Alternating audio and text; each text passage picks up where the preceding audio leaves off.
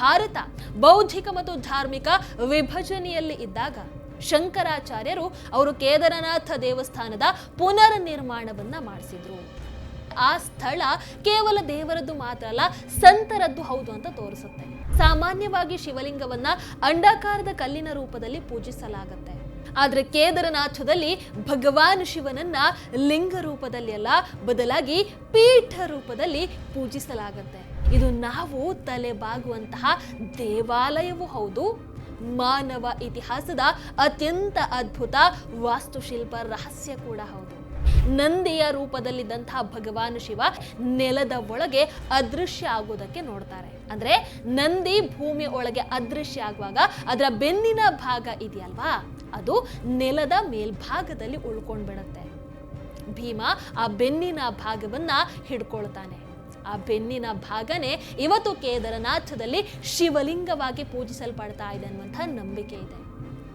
ಕೇದಾರನಾಥ ದೇವಸ್ಥಾನ ಭಾರಿ ಕಲ್ಲುಗಳಿಂದ ನಿರ್ಮಿತ ಆಗಿದೆ. ಆದ್ರೆ ಇದರಲ್ಲಿ ಎಲ್ಲೂ ಕೂಡ ಸಿಮೆಂಟ್ ಆಗಿರ್ಬೋದು, ಬೇರೆ ಯಾವುದೇ ಬಳಕೆಯ ಗುರುತುಗಳು ನಮಗೆ ಕಾಣಿಸೋದಿಲ್ಲ. ಅಂದ್ರೆ ಸಂಪೂರ್ಣ ದೇವಾಲಯವನ್ನ ಹೇಗೆ ನಿರ್ಮಿಸಲಾಗಿದೆ ಅಂತಂದ್ರೆ ಪ್ರಕೃತಿಯ ಜೊತೆಗೆ ಹೋರಾಡೋದಕ್ಕಂತಲ್ಲ, ಬದಲಾಗಿ ಆ ಪ್ರಕೃತಿಯ ಜೊತೆಗೆ ಹೊಂದಾಣಿಕೆಯನ್ನ ಸಾಧಿಸೋ ಹಾಗೆ ಈ ಒಂದು ದೇವಾಲಯವನ್ನ ವಿನ್ಯಾಸಗೊಳಿಸಲಾಗಿದೆ. 2013 ಅದು ಉತ್ತರಾಖಂಡವನ್ನ ಸಂಪೂರ್ಣವಾಗಿ ನಡುಗಿಸಿದಂತಹ ವರ್ಷ. ನಿರಂತರ ಮಳೆ, ಮಂದಾಕಿನಿ ನದಿ ಉಕ್ಕಿ ಹರಿತಾ ಇದೆ. ನೀರು, ಕಲ್ಲು, ಮಣ್ಣು ಎಲ್ಲವೂ ಕೂಡ ಒಂಥರ ಸಾವಿನ ರೂಪವನ್ನ ತಾಳಿ ಬರ್ತಾ ಇದೆ.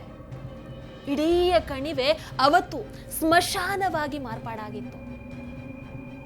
ಆಗ ಎಲ್ಲರಿಗೂ ಇದ್ದಂತಹ ಭಯ ಎಲ್ಲವೂ ಕೂಡ ಕೊಚ್ಕೊಂಡು ಹೋಗ್ತಾ ಇರುವಾಗ ಆ ಎತ್ತರದಲ್ಲಿರುವಂತಹ ಕೇದಾರನಾಥ ಉಳಿಯುತ್ತಾ? ಖಂಡಿತವಾಗ್ಲೂ ಕೂಡ ಉಳಿಯೋದಿಲ್ಲ ಅನ್ನುವಂಥ ಆತಂಕ ಜನರಲ್ಲಿ, ಭಕ್ತರಲ್ಲಿ ಮನೆ ಮಾಡಿತ್ತು. ಆದರೆ ಎಲ್ಲರ ಆತಂಕಕ್ಕೆ ವಿರುದ್ಧವಾಗಿ ಅವತ್ತು ನಡೆದಂಥ ಆ ಒಂದು ಘಟನೆ ಅದು ಇಡೀ ಜಗತ್ತನ್ನೇ ಮೌನಗೊಳಿಸಿತು.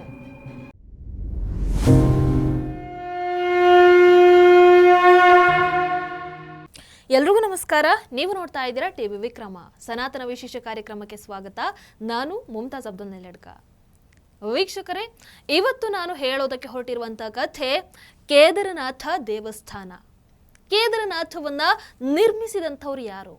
ಅಷ್ಟು ಎತ್ತರದಲ್ಲಿ, ಅಷ್ಟು ಭಾರವಾದಂತಹ ಕಲ್ಲುಗಳಿಂದ ಆ ದೇವಾಲಯವನ್ನ ಹೇಗೆ ನಿರ್ಮಿಸಲಾಯಿತು? ಇನ್ನೊಂದು ಅತ್ಯಂತ ದೊಡ್ಡ ಪ್ರಶ್ನೆ, ಪ್ರಕೃತಿ ತನ್ನ ಅತ್ಯಂತ ಭಯಾನಕ ರೂಪವನ್ನ ಬಹಳಷ್ಟು ಬಾರಿ ತೋರಿಸಿದಾಗ್ಲೂ ಕೂಡ, ಸುತ್ತಮುತ್ತ ಇರುವಂತಹ ಎಲ್ಲವೂ ನಾಶ ಆದಾಗ್ಲೂ ಈ ಒಂದು ದೇವಾಲಯ ಹೇಗೆ ತನ್ನನ್ನ ತಾನು ಕಾಪಾಡಿಕೊಳ್ತು, ಹೇಗೆ ಗಟ್ಟಿಯಾಗಿ ಅಲ್ಲಿ ನಿಂತ್ಕೊಳ್ತು? ಇಂಥ ಹಲವಾರು ಪ್ರಶ್ನೆಗಳಿಗೆ ಇವತ್ತಿನ ಸನಾತನ ವಿಶೇಷ ಕಾರ್ಯಕ್ರಮದ ಮೂಲಕ ನಾವು ಉತ್ತರವನ್ನ ಕಂಡುಕೊಳ್ತಾ ಹೋಗೋಣ. ವೀಕ್ಷಕರೇ, ಹಿಮಾಲಯದ ಮಡಿಲಲ್ಲಿ ಸಮುದ್ರ ಮಟ್ಟದಿಂದ ಸುಮಾರು 11,755 ಅಡಿ ಎತ್ತರದಲ್ಲಿ ಹಿಮ ಬಂಡೆ ನಿಶ್ಶಬ್ದತೆಯ ಮಧ್ಯೆ ನಿಂತಿರುವಂತಹ ಕೇದಾರನಾಥ ಸಾಮಾನ್ಯ ದೇವಾಲಯ ಅಲ್ಲ. ಇದು ಆ ಕಾಲದ ಸಾಕ್ಷಿ.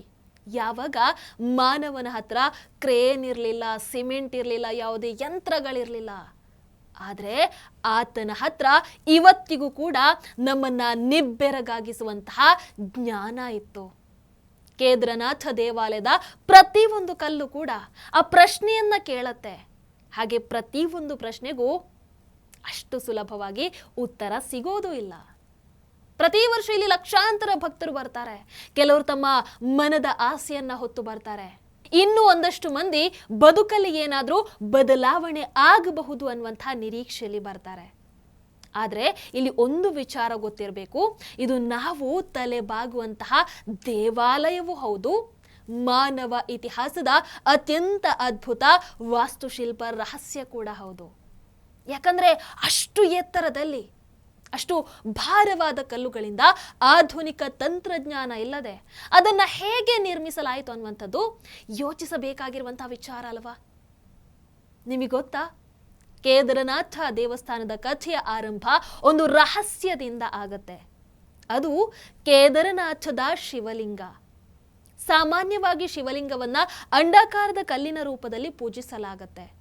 ಆದ್ರೆ ಕೇದಾರನಾಥದಲ್ಲಿ ಭಗವಾನ್ ಶಿವನನ್ನ ಲಿಂಗ ರೂಪದಲ್ಲಿ ಅಲ್ಲ, ಬದಲಾಗಿ ಪೀಠ ರೂಪದಲ್ಲಿ ಪೂಜಿಸಲಾಗತ್ತೆ. ಇದ್ಯಾವುದೋ ವಿಭಿನ್ನ ಸಂಪ್ರದಾಯ ಅಲ್ಲ, ಇದರ ಹಿಂದೆ ಒಂದು ಅದ್ಭುತ ಕಥೆ ಇದೆ. ಅಂಡ್ ಆ ಕಥೆ ನೇರವಾಗಿ ನಮ್ಮನ್ನ ಮಹಾಭಾರತದ ಕಾಲಕ್ಕೆ ಕರ್ಕೊಂಡು ಹೋಗುತ್ತೆ. ಮಹಾಭಾರತದ ಯುದ್ಧ ಭೂಮಿಯಿಂದ ಈ ಒಂದು ಕಥೆ ಆರಂಭ ಆಗತ್ತೆ. ಮಹಾಭಾರತ ಯುದ್ಧವನ್ನ ಗೆದ್ದ ನಂತರ ಪಾಂಡವರಿಗೆ ಒಂದು ಶಾಂತಿ ಅನ್ನುವಂಥದ್ದು ಇರಲಿಲ್ಲ. ಗೆದ್ರೂ ಕೂಡ ಮಾನಸಿಕವಾಗಿ ಒಳಗಿಂದ ಒಳಗೆ ಅವರೆಲ್ಲರೂ ಕೂಡ ಕುಗ್ಗಿ ಹೋಗಿರ್ತಾರೆ. ತಮ್ಮ ಬಂಧುಗಳು, ಗುರುಗಳು, ಸಹೋದರರು ಎಲ್ಲರ ಸಾವಿನ ನಂತರ ಆ ಒಂದು ಭಾರ ಇದೆಯಲ್ವಾ, ಅದು ಪಾಂಡವರು ಗೆದ್ದಿದ್ರು ಕೂಡ ಒಳಗಿಂದ ಒಳಗೆ ಅವರನ್ನ ಕಾಡ್ತಾ ಇತ್ತು. ಅವರು ಶ್ರೀಕೃಷ್ಣ ಪರಮಾತ್ಮರನ್ನ ಕೇಳ್ತಾರೆ, ಈ ಪಾಪದಿಂದ ನಮಗೆ ಮುಕ್ತಿ ಸಿಗೋದಾದ್ರೂ ಹೇಗೆ? ಅದಕ್ಕೆ ಉತ್ತರ ಸ್ಪಷ್ಟವಾಗಿತ್ತು. ಇದಕ್ಕೆ ಪ್ರಾಯಶ್ಚಿತವನ್ನ ಮಾಡಿಸಬಲ್ಲಂಥವರು ಒಬ್ಬರೇ, ಅದು ಮಹಾದೇವ ಮಾತ್ರ. ಅಲ್ಲಿಂದನೇ ಪಾಂಡವರ ಆ ಪ್ರಯಾಣ ಆರಂಭ ಆಗತ್ತೆ. ಯುದ್ಧದ ರಣರಂಗದ ಮೈದಾನದಿಂದ ಹಿಮಾಲಯದ ಕಠಿಣ ಎತ್ತರಗಳ ಕಡೆಗೆ ಅದು ಕರೆದೊಯ್ಯುತ್ತೆ. ಆದರೆ ಭಗವಾನ್ ಶಿವ ಅವರಿಗೆ ದರ್ಶನವನ್ನ ಕೊಡೋದಿಲ್ಲ. ಅವರು ಪಾಂಡವರಿಂದ ದೂರ ಉಳ್ಕೊಂಡು ಬಿಡ್ತಾರೆ. ನಂದಿಯ ರೂಪವನ್ನ ತಾಳಿ ಹಸುಗಳ ಗುಂಪಲ್ಲಿ ಸೇರ್ಕೊಳ್ತಾರೆ, ಅಡಗಿಕೊಳ್ತಾರೆ. ಆದ್ರೆ ಭೀಮನಿಗೆ ಯಾಕೋ ಆ ನಂದಿ ವಿಭಿನ್ನವಾಗಿ ಕಾಣಿಸೋದಕ್ಕೆ ಶುರುವಾಗುತ್ತೆ. ಆ ನಂದಿ ಕಣ್ಣನ್ನ ಮಿಟುಕಿಸದೆ, ಮೇಯದೆ ನೇರವಾಗಿ ಭೀಮನನ್ನೇ ನೋಡ್ತಾ ಸ್ಥಿರವಾಗಿ ನಿಂತಿತ್ತು. ಭೀಮ ತಕ್ಷಣ ಇದು ಸಾಧಾರಣ ನಂದಿ ಅಲ್ಲ, ಬದಲಿಗೆ ಸಾಕ್ಷಾತ್ ಶಿವನೇ ಇಲ್ಲಿ ಇರುವಂಥದ್ದು ಅಂತ ಕಂಡು ಹಿಡಿತಾನೆ. ಆ ನಂತರ ಭೀಮ ವಿಶಾಲ ರೂಪವನ್ನ ತಾಳಿ ಕೇದಾರ ಪರ್ವತದ ಎರಡೂ ಬದಿಗಳಲ್ಲಿ ತನ್ನ ಕಾಲುಗಳನ್ನ ಹರಡ್ತಾನೆ. ಅಂದ್ರೆ ಯಾವುದೇ ಪಶುಗಳು ಮಧ್ಯದಿಂದ ಹೊರ ಬರದ ಹಾಗೆ ನೋಡ್ಕೊಳ್ತಾನೆ. ಆಮೇಲೆ ಭೀಮ ಅವರನ್ನ ಹಿಡಿಯೋದಕ್ಕೆ ಪ್ರಯತ್ನವನ್ನ ಮಾಡಿದಾಗ ಭಗವಾನ್ ಶಿವ ಭೂಮಿಯಲ್ಲಿ ಲೀನವಾಗೋದಕ್ಕೆ ಪ್ರಾರಂಭ ಮಾಡ್ತಾರೆ. ಅಂದ್ರೆ ನಂದಿಯ ರೂಪದಲ್ಲಿದ್ದಂತಹ ಭಗವಾನ್ ಶಿವ ಏನು ಮಾಡ್ತಾರೆ, ನೆಲದ ಒಳಗೆ ಅದೃಶ್ಯ ಆಗೋದಕ್ಕೆ ನೋಡ್ತಾರೆ. ಆ ಸಂದರ್ಭದಲ್ಲಿ ಭೀಮನ ಕೈಗೆ ಸಿಕ್ಕಿದ್ದು ಅವರ ಹಿಂಭಾಗ ಮಾತ್ರ. ಅಂದ್ರೆ ನಂದಿ ಭೂಮಿ ಒಳಗೆ ಅದೃಶ್ಯ ಆಗುವಾಗ ಅದರ ಬೆನ್ನಿನ ಭಾಗ ಇದೆಯಲ್ವಾ, ಅದು ನೆಲದ ಮೇಲ್ಭಾಗದಲ್ಲಿ ಉಳ್ಕೊಂಡ್ಬಿಡತ್ತೆ. ಭೀಮ ಆ ಬೆನ್ನಿನ ಭಾಗವನ್ನ ಹಿಡ್ಕೊಳ್ತಾನೆ. ಆ ಬೆನ್ನಿನ ಭಾಗನೇ ಇವತ್ತು ಕೇದಾರನಾಥದಲ್ಲಿ ಶಿವಲಿಂಗವಾಗಿ ಪೂಜಿಸಲ್ಪಡ್ತಾ ಇದೆ ಅನ್ನುವಂಥ ನಂಬಿಕೆ ಇದೆ. ಆದ್ರೆ ಕಥೆ ಇಲ್ಲಿಗೆ ಮುಗಿಯೋದಿಲ್ಲ. ಇಲ್ಲಿಂದಾನೇ ಕೇದಾರನಾಥದ ಗುರುತು ನಿರ್ಮಾಣ ಆಗತ್ತೆ. ಪಾಂಡವರ ಭಕ್ತಿಯಿಂದ ಸಂತೋಷಗೊಂಡಂತಹ ಭಗವಾನ್ ಶಿವ ಅವರಿಗೆ ದರ್ಶನವನ್ನ ನೀಡ್ತಾರೆ. ಅವರ ಪಾಪಗಳಿಂದ ಅವರನ್ನ ಮುಕ್ತಗೊಳಿಸ್ತಾರೆ. ಹಾಗಾಗಿ ಆಗ್ಲೇ ಹೇಳಿದ ಹಾಗೆ ಕೇದಾರನಾಥದಲ್ಲಿ ಭಗವಾನ್ ಶಿವನನ್ನ ಪೀಠದ ರೂಪದಲ್ಲಿ ಪೂಜಿಸಲಾಗತ್ತೆ. ಇದೇ ಕಾರಣಕ್ಕೆ ಇಲ್ಲಿರುವಂತಹ ಶಿವಲಿಂಗ ಬೇರೆ ಎಲ್ಲ ಶಿವಲಿಂಗಗಳಿಗಿಂತ ತುಂಬಾ ವಿಭಿನ್ನ ಆಗಿದೆ. ಆಮೇಲೆ ಈ ಘಟನೆಯಿಂದಾನೇ ಪಂಚಕೇದಾರಗಳ ಉದ್ಭವವೂ ಆಗಿದೆ ಅಂತ ನಂಬಲಾಗತ್ತೆ. ಕೇದಾರನಾಥ, ತುಂಗನಾಥ, ರುದ್ರನಾಥ, ಮಧ್ಯ ಮಹೇಶ್ವರ, ಕಲ್ಪೇಶ್ವರ. ಆದ್ರೆ ಈ 5ರಲ್ಲಿ ಕೇದಾರನಾಥ ಅತ್ಯಂತ ಪ್ರಮುಖ ಅಂತ ಪರಿಗಣಿಸಲಾಗತ್ತೆ. ಯಾಕಂದ್ರೆ ಇಲ್ಲಿ ಭಗವಾನ್ ಶಿವ ಸ್ವತಃ ದರ್ಶನವನ್ನ ಕೊಡ್ತಾರೆ. ಆದ್ರೆ ಈಗ ಇರುವಂತಹ ಪ್ರಶ್ನೆ, ಈ ದೇವಾಲಯವನ್ನ ಅದೇ ಸಮಯದಲ್ಲಿ ಪಾಂಡವರ ಕಾಲದಲ್ಲೇ ನಿರ್ಮಾಣ ಮಾಡಲಾಗಿತ್ತಾ ಅಥವಾ ಬೇರೆ ಯಾರಾದ್ರೂ ನಿರ್ಮಾಣವನ್ನ ಮಾಡಿದ್ರ? ಇದಕ್ಕಿಲ್ಲಿ ಇತಿಹಾಸ ಬಹಳಷ್ಟು ಉತ್ತರವನ್ನ ಕೊಡ್ತಾ ಹೋಗುತ್ತೆ.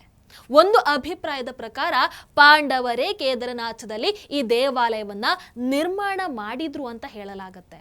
ಮತ್ತೊಂದು ಕಡೆ ಶಿವಪುರಾಣದ ಕೋಟಿರುದ್ರ ಸಂಹಿತೆಯಲ್ಲಿ ಭಗವಾನ್ ವಿಷ್ಣುವಿನ ಅವತಾರವಾದಂತಹ ನರ ಹಾಗೆ ನಾರಾಯಣ ಋಷಿಗಳು ಬದ್ರಿನಾಥ ಪ್ರದೇಶದಲ್ಲಿ ಘೋರ ತಪಸ್ಸನ್ನ ಮಾಡ್ತಾ ಇದ್ರು. ಅವರ ತಪಸ್ಸಿಗೆ ಪ್ರಸನ್ನಗೊಂಡಂತಹ ಭಗವಾನ್ ಶಿವ ಇಲ್ಲಿ ಜ್ಯೋತಿರ್ಲಿಂಗ ರೂಪದಲ್ಲಿ ವಾಸಿಸುವಂತಹ ವರವನ್ನ ಕೊಟ್ರು ಅಂತ ಹೇಳಲಾಗತ್ತೆ. ಮತ್ತೊಂದು ರೀತಿ ನೋಡಿದ್ರೆ ಆದಿಶಂಕರಾಚಾರ್ಯರು 8ನೇ ಶತಮಾನದಲ್ಲಿ ಭಾರತ ಬೌದ್ಧಿಕ ಮತ್ತು ಧಾರ್ಮಿಕ ವಿಭಜನೆಯಲ್ಲಿ ಇದ್ದಾಗ ಶಂಕರಾಚಾರ್ಯರು ಚಾರಧಾಮಗಳ ಸ್ಥಾಪನೆಯನ್ನ ಮಾಡ್ತಾರೆ. ನಂಬಿಕೆಯ ಪ್ರಕಾರ ಅವರು ಕೇದಾರನಾಥ ದೇವಸ್ಥಾನದ ಪುನರ್ ನಿರ್ಮಾಣವನ್ನ ಮಾಡಿಸಿದ್ರು.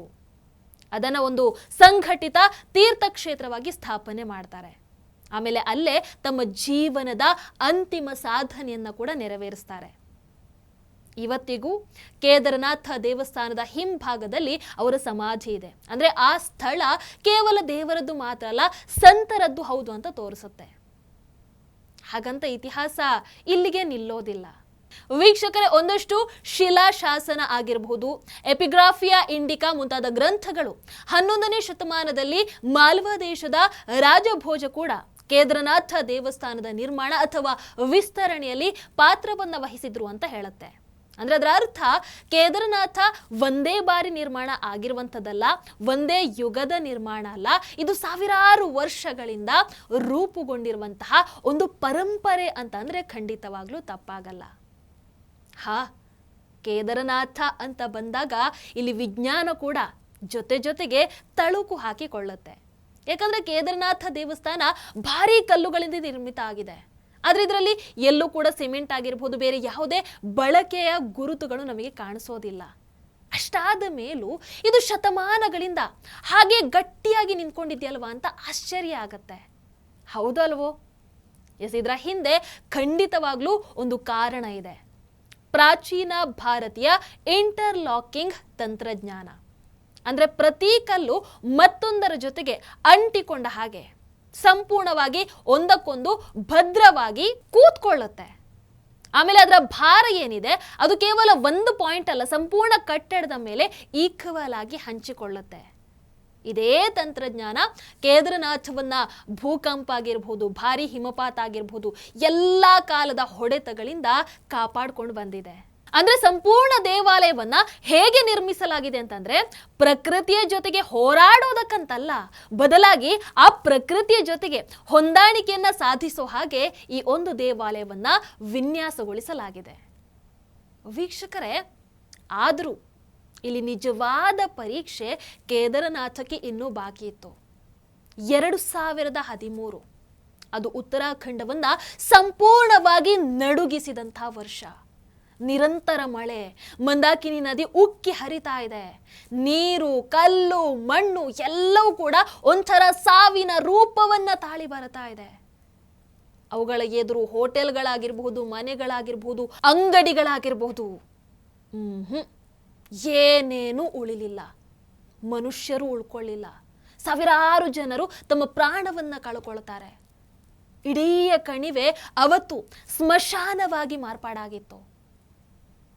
ಆಗ ಎಲ್ಲರಿಗೂ ಇದ್ದಂತಹ ಭಯ ಎಲ್ಲವೂ ಕೂಡ ಕೊಚ್ಕೊಂಡು ಹೋಗ್ತಾ ಇರುವಾಗ ಆ ಎತ್ತರದಲ್ಲಿರುವಂತಹ ಕೇದಾರನಾಥ ಉಳಿಯತ್ತಾ? ಖಂಡಿತವಾಗ್ಲೂ ಕೂಡ ಉಳಿಯೋದಿಲ್ಲ ಅನ್ನುವಂಥ ಆತಂಕ ಜನರಲ್ಲಿ, ಭಕ್ತರಲ್ಲಿ ಮನೆ ಮಾಡಿತ್ತು. ಆದರೆ ಎಲ್ಲರ ಆತಂಕಕ್ಕೆ ವಿರುದ್ಧವಾಗಿ ಅವತ್ತು ನಡೆದಂಥ ಆ ಒಂದು ಘಟನೆ ಅದು ಇಡೀ ಜಗತ್ತನ್ನೇ ಮೌನಗೊಳಿಸ್ತು, ನಿಬ್ಬೆರಗಾಗಿಸಿ ಬಿಡ್ತು. ಒಂದು ಭಾರೀ ಶಿಲೆ, ಇವತ್ತದಕ್ಕೆ ಭೀಮಶಿಲೆ ಅಂತ ಹೆಸರನ್ನ ಇಟ್ಟಿದ್ದಾರೆ. ಅದು ಎಲ್ಲಿತ್ತೋ ಹೇಗಿತ್ತೋ ಗೊತ್ತಿಲ್ಲ. ಆ ರಭಸವಾಗಿ ಹರಿದು ಬರ್ತಾ ಇದ್ದಂತಹ ನೀರಿನ ಜೊತೆಗೆ ಬಂದಂತಹ ಆ ಬೃಹತ್ ಗಾತ್ರದ ಶಿಲೆ ಸರಿಯಾಗಿ ದೇವಸ್ಥಾನದ ಹಿಂಭಾಗದಲ್ಲಿ ಬಂದು ನಿಂತು ಬಿಡುತ್ತೆ. ಆ ಶಿಲೆ ನೀವೇ ನೋಡಿದೀರಾ, ಎಷ್ಟು ಅಗಾಧವಾಗಿದೆ, ಎಷ್ಟು ಭಾರ ಇರಬಹುದು. ಹಾಗಾದ್ರೆ ಅದೇ ಶಿಲೆ ಸೀದಾ ಆ ನೀರಿನ ರಭಸಕ್ಕೆ ಅಪ್ಪಿ ತಪ್ಪಿ ದೇವಾಲಯಕ್ಕೆ ಅಪ್ಪಳಿಸಿದಿದ್ರು ಕೂಡ ಎಲ್ಲವೂ ಅಂತ್ಯ ಆಗ್ತಾ ಇತ್ತು. ಆದರೆ ದೇವರ ಆಟ ಬಲ್ಲವರಾರು ಅನ್ನೋ ಹಾಗೆ ಆ ಬೃಹತ್ ಗಾತ್ರದ ಶಿಲೆ ಬಂದು ನಿಂತ ರೀತಿ ಇದೆಯಲ್ವಾ, ಅದು ಬೇರೆನೇ ಆಗಿತ್ತು. ಸರಿಯಾಗಿ ದೇವಾಲಯದ ಹಿಂದೆ ಅದು ಪ್ರವಾಹದ ನೀರನ್ನ ಎಕ್ಸಾಕ್ಟ್ಲಿ 2 ಭಾಗವಾಗಿ ವಿಭಜಿಸುತ್ತೆ. ಆ ಮೂಲಕ ಆ ನೀರಿನ ಸಂಪೂರ್ಣ ವೇಗ ದೇವಾಲಯದ 2 ಬದಿಗಳಿಂದ ಹರಿದು ಹೋಗುತ್ತೆ. ಆ ನೀರಿನ ಪ್ರೆಷರನ್ನ ಆ ಕಲ್ಲು ಸರಿಯಾಗಿ ನಿಭಾಯಿಸ್ಕೊಂಡು ಹೋಯ್ತು. ಸುತ್ತಮುತ್ತ ಇದ್ದಂಥದ್ದೆಲ್ಲ ನಾಶ ಆಗಿತ್ತು. ಆದರೆ ಕೇದಾರನಾಥ ದೇವಾಲಯ ಅಚ್ಚಲವಾಗಿ ನಿಂತ್ಕೊಂಡಿತ್ತು. ಆ ಸಮಯದಲ್ಲಿ ದೇವಾಲಯದ ಒಳಗೆ ಸುಮಾರು 300 ಮಂದಿ ಆಶ್ರಯವನ್ನ ಪಡ್ಕೊಂಡಿದ್ರಂತೆ. ಅವತ್ತು ಆ ಭೀಮಶಿಲೆ ಕೇವಲ ಒಂದು ಕಲ್ಲಾಗಿ ಬಂದಿರಲಿಲ್ಲ, ಒಂದು ದೊಡ್ಡ ರಕ್ಷಾ ಕವಚವಾಗಿ ಬಂದಿತ್ತು, ಏನೋ ಒಂದು ಸಂದೇಶದ ಜೊತೆಗೆ ಬಂದಿತ್ತು. ವಿಜ್ಞಾನಿಗಳು ಇದನ್ನ ಕೋಇನ್ಸಿಡೆನ್ಸ್ ಅಂತ ಹೇಳ್ತಾರೆ, ಭೂವಿಜ್ಞಾನಿಗಳು ಇದನ್ನ ಪರ್ವತದಿಂದ ಜಾರಿದ ಕಲ್ಲು ಅಂತ ವಿವರಿಸ್ತಾರೆ. ಆದರೆ ಇವತ್ತಿಗೂ ಇರುವಂತಹ ಪ್ರಶ್ನೆ, ಯಾರಿಗೂ ಉತ್ತರವನ್ನ ಕೊಡೋದಕ್ಕೆ ಆಗದಂತಹ ಪ್ರಶ್ನೆ. ಆ ನೀರಿನ ರಭಸಕ್ಕೆ ಆ ಕಲ್ಲು ಬಂದಿದ್ರೂ ಕೂಡ ಅಷ್ಟು ನಿಖರವಾದ ಸ್ಥಳದಲ್ಲಿ, ಆ ಸರಿಯಾದ ದಿಕ್ಕಿನಲ್ಲಿ ಆ ಶಿಲೆ ನಿಂತದ್ದು ಹೇಗೆ? ಇಲ್ಲಿಂದ ಕೇದಾರನಾಥ ದೇವಾಲಯ ಕೇವಲ ಪ್ರಾರ್ಥನೆಯ ಕೇಂದ್ರವಾಗಿ ಮಾತ್ರ ಅಲ್ಲ, ಒಂದು ರಹಸ್ಯದ, ಒಂದು ಪವಾಡದ ಕೇಂದ್ರವಾಗಿ ಕೂಡ ಮಾರ್ಪಾಡಾಯಿತು.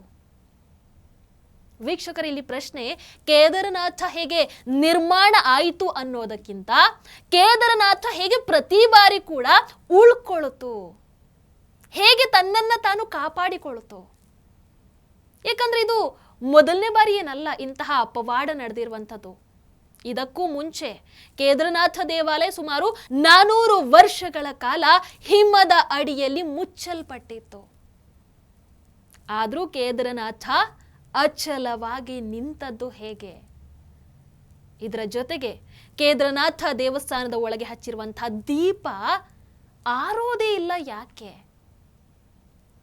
ಕೇದಾರನಾಥಕ್ಕೂ ನಮ್ಮ ಕರ್ನಾಟಕಕ್ಕೂ ಇರುವಂತಹ ಅವಿನಾಭಾವ ಸಂಬಂಧ ಏನು? ಇಂತಹ ಇನ್ನೂ ಒಂದಷ್ಟು ರಹಸ್ಯ, ಭಕ್ತಿ, ಹೆಮ್ಮೆಯ ವಿಚಾರದ ಜೊತೆಗೆ ಮುಂದಿನ ಸನಾತನ ಕಾರ್ಯಕ್ರಮದಲ್ಲಿ ಸಿಗೋಣ. ಅಲ್ಲಿವರೆಗೂ ನೋಡ್ತಾ ಇರಿ ಟಿವಿ ವಿಕ್ರಮ. ನಮಸ್ಕಾರ. ಟಿವಿ ವಿಕ್ರಮ, ದೇಶ ನಿಮ್ಮ ಕೈಯಲ್ಲಿ. ಈ ಕಾರ್ಯಕ್ರಮ ನಿಮಗೆ ಇಷ್ಟ ಆಗಿದ್ದಲ್ಲಿ ಲೈಕ್, ಶೇರ್ ಹಾಗೂ ಕಮೆಂಟ್ ಮಾಡಿ.